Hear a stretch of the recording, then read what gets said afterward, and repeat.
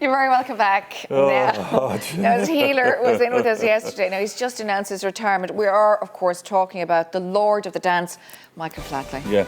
Yes. Yes, where is he? Very important.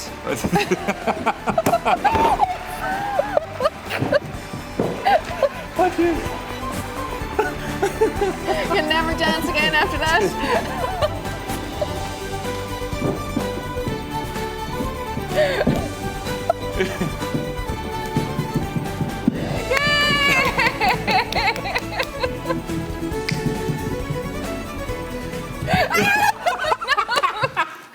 Oh my goodness.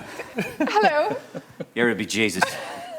Just prouder than any son of Finn McCool I am to be sitting here down today with the Diarmid Agus Grania of Irish Broadcasting. Whoa!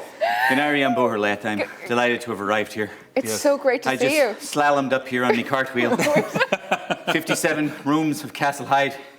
I left them all open, left the windows open, left the doors open, took the piebald pony out, yes, up into Pana, Patrick Street, jumped off the pony and danced all the way up through here. And you're looking amazing for it. And you're looking amazing as well. Mario, you're delighted you're back in Cork. I am delighted to be back in Cork. I'm delighted to get out of his character. It's funny, the minute I come back, I went to school in Cork, and the minute I come back to Cork, you know, you get a taxi and you suddenly start to say, RTÉ Cork, please. Your voice just goes like this, musical. And all the characters that I'm going to be doing in the show tomorrow night, which apparently you're coming to see. Yes. We are, yeah. And many Cork characters. And it just reminded me of how many different types of Cork characters there are. Yeah. Like there's the kind of, you know, there's a kind of your Ronan O'Gara Cork character who just is absolutely dead straight.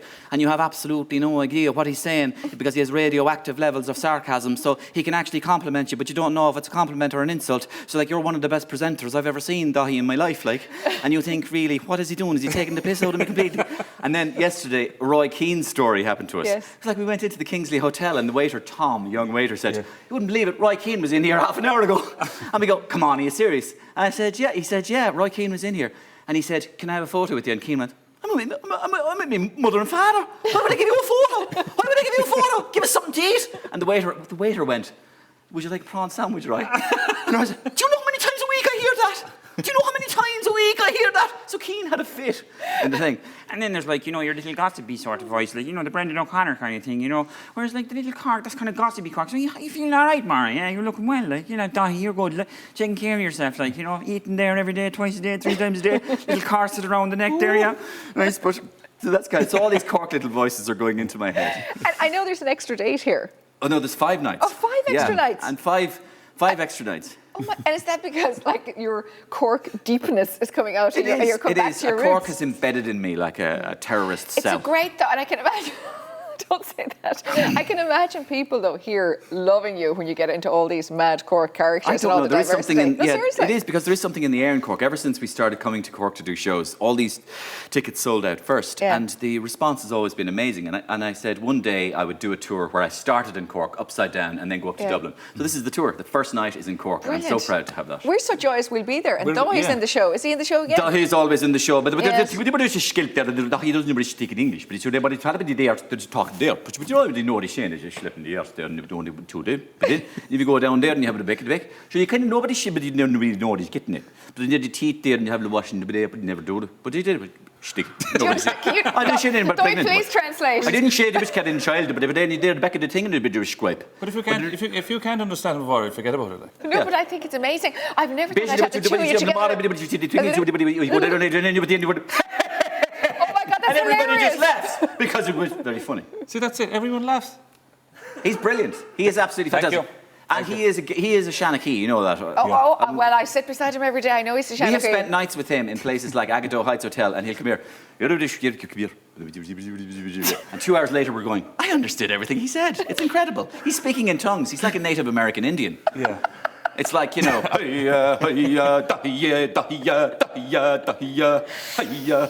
He's brilliant. So it's kind of life. Tremendous affection for this man, by the way. Yes. No, we seriously. know you do.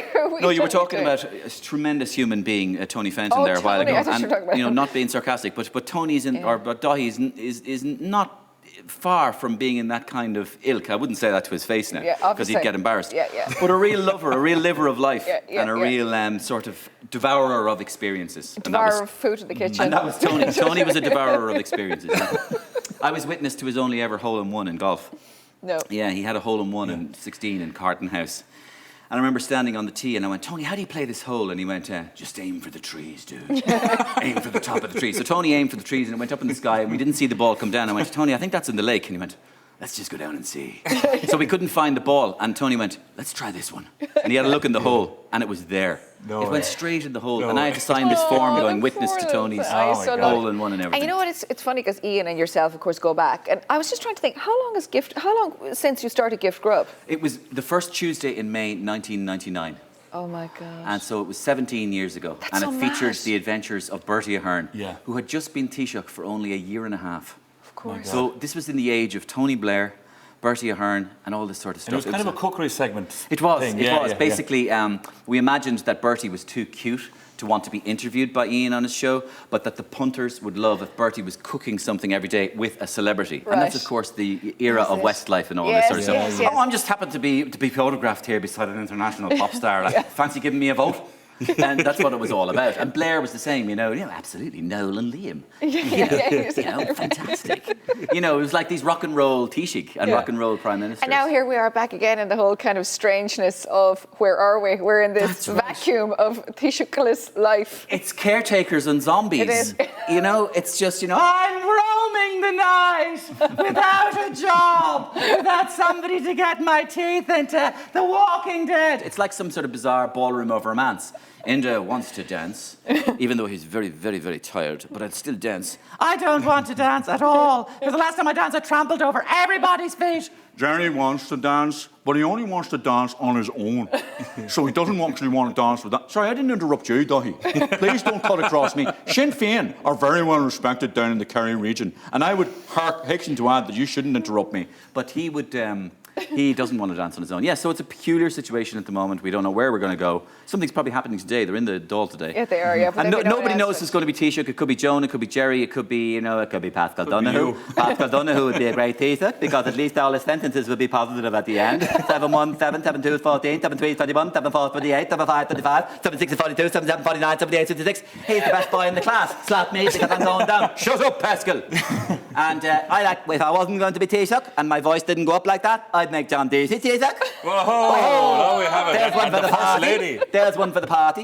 And doesn't she look like the First Lady? Sure does. She looks like either the First Lady or the star of Mad Men Revisited. Mario, I don't want to present a television programme today. I want a cocktail. I do want a cocktail because I would like to have one afterwards. We have 2 tickets for Mario's show Yes. to give away. Go onto our Facebook page. All the information is on there. Mario, Yes. you start tomorrow night for 5 nights. And you're going around the country after that. Rosenstock.ie, all the information on there. And we'll put it on our Facebook page and we're dying to see it tomorrow night. Now, Jeez, I'm sweating the after that. winner of today's